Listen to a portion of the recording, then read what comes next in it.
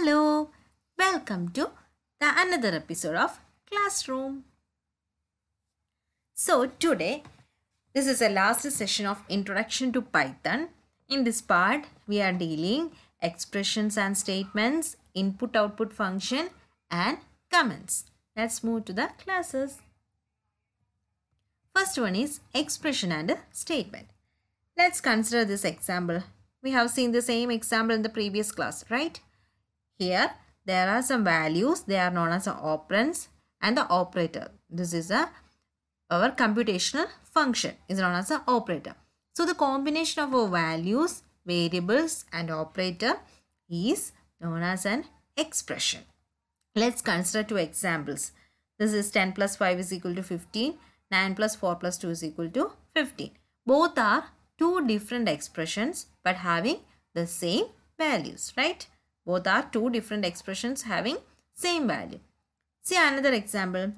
Here we have floating point number, integer number, then there is a division, then there is a addition is there, then subtraction is there, like that.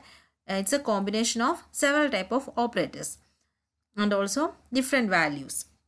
So this type of expressions are known as mixed type of expression. So what will happen in such cases?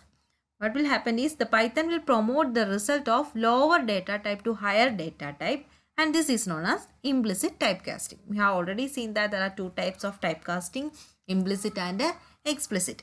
So here the lower data type is converted to higher data type.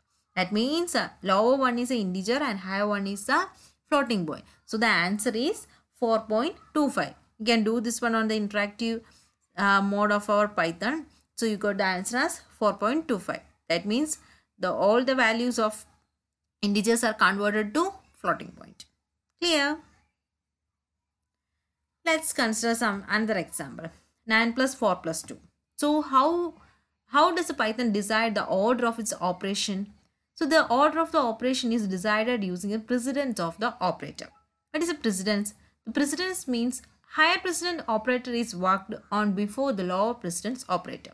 So we have a predominance of higher predominant operator, or the precedence operator is first worked and then only the lower precedence operator. And also there is another operation, that is operator associativity. It will determine the order of evaluating when they are of the same precedence and are not grouped by parentheses. That means if we are not putting any bracket between two numbers, in which will be evaluated first, that is determined by the operator associativity. There are two types of operator associativity: left associative and right associative. Left associative means the operator falling on the left side will be evaluated first. So left will be evaluated first. Examples are plus, minus, multiplication, division, modulo, etc. are left associate. The right associate means operator falling on the right will be evaluated first. Our raised to or exponential and assignment operator are right associative. Okay, this is our exponential operator and this is our assignment operator. So these are right associative. So here the operator falling on the right will be evaluated. But here operator falls on the left will be evaluated. Okay. This operator associative comes if the operators are same precedence and they are not grouped by parentheses. Is it clear? Now see, this is a here we have already said that there is a higher precedence operator and lower precedence operator, right? So this is a table of higher precedence and lower precedence. So higher precedence will be exponential. Then the unary plus and unary minus. Unary plus and unary minus means it is to denote our positive number and negative number. The next one is multiply, division, modulo and integer division. The next goes to addition and subtraction. Then our comparison, less than or equal to, greater than or equal to, that comparison operators. Then our equality, equal and not equal to. Then our assignment operator, add and assign, that operators. Then last our logical operator, that is our logical not and or. Okay, this is a table that shows the precedence of operators. Is it clear? Now we are moving to the statement. Statement means a unit of code that the Python interpreter can execute. So for let's see the example.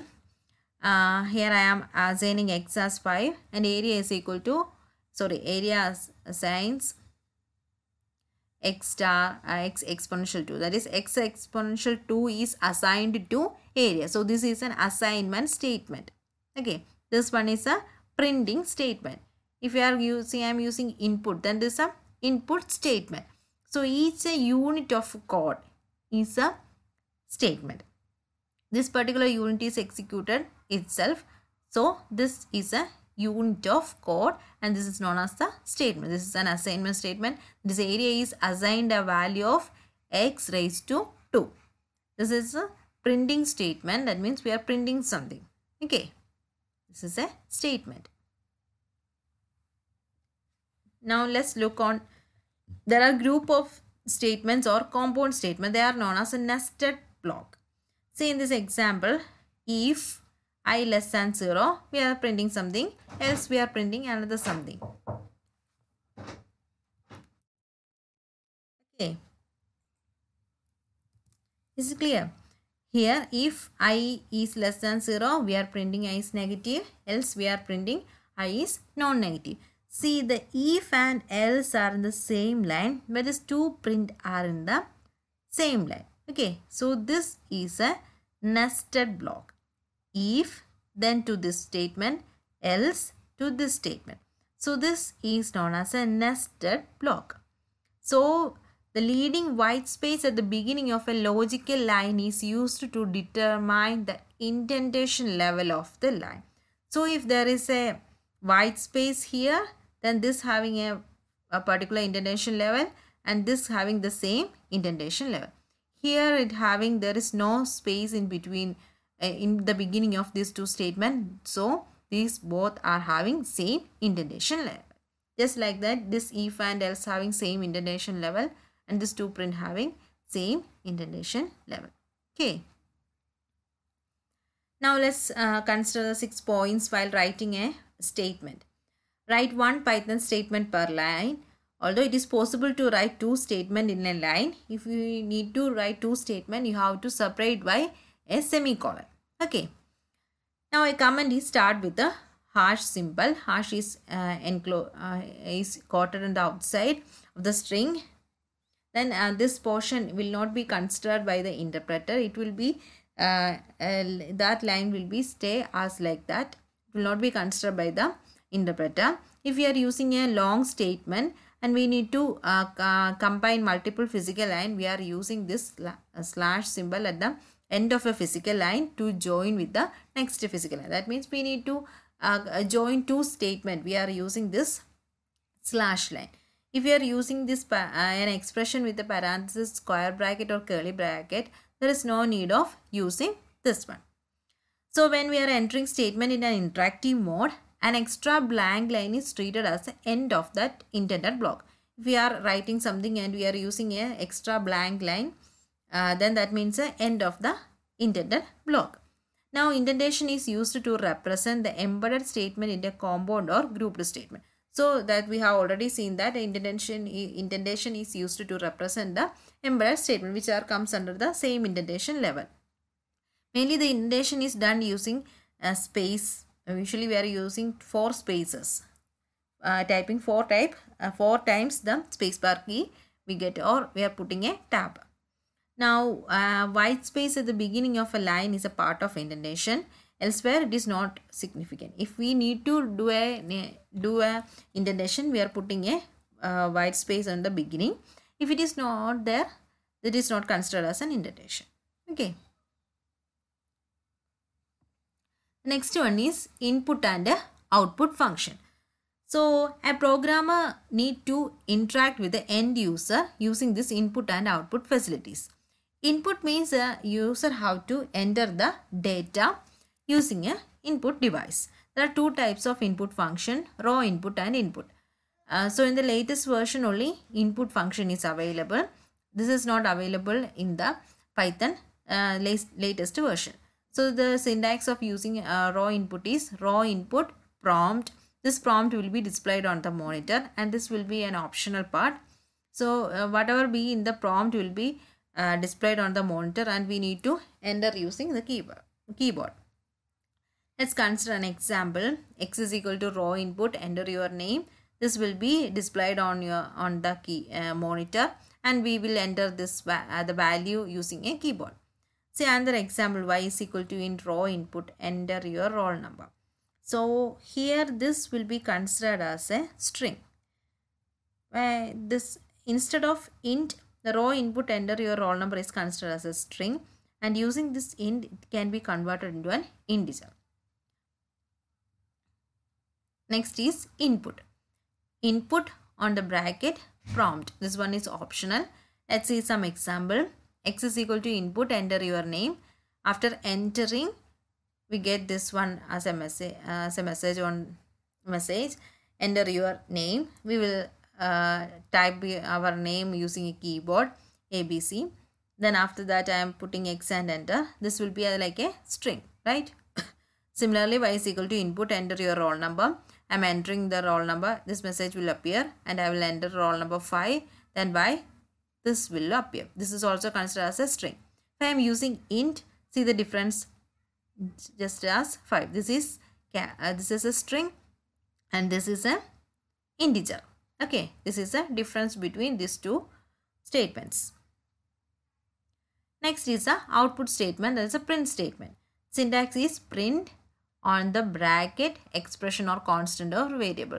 So the latest version of Python, you have to definitely write the bracket or type the bracket. That is very important.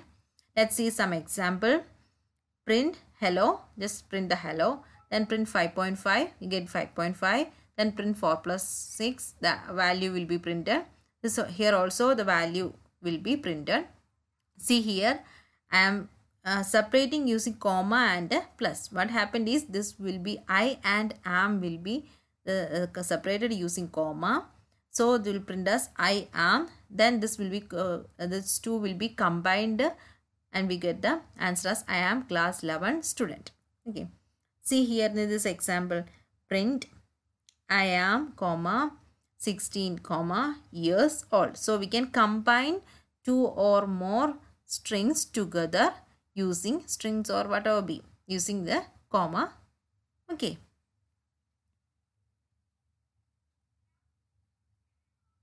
Next one is comment.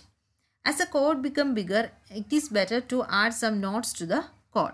These are known as the comments. So adding notes to the comment while writing it is known as a comment. Comment is start with the hash symbol. What the interpreter do is interpreter will simply ignore the sentence that comes after hash. See, I can write this on the starting of a line, or I can write here also. It's a simple program. Just I am putting aside as to finding the area, and I can write either here or here. Both are comments and both are not considered by the interpreter. Now while writing comments, for adding multiple line comment in a program, we can either place hash in front of each and every line, or we can use a triple quoted string. Okay, we can put a triple quote and writing the string, because if we need to add multiple lines of comment, either we can use a hash symbol on each and every line, or we can use a triple quote. And why we are using comments are, if we are made any assumptions while writing a program, or we need to mention any important decisions or details, in such cases we are providing comments. Okay. Now let's move to the summary of this unit. The first class we have seen what are the features of Python, its uses, the two modes, interactive mode and script mode, some of the examples, and how to write a script mode, etc. In the class 2, we have seen detailed about variables and data types, some examples related to that.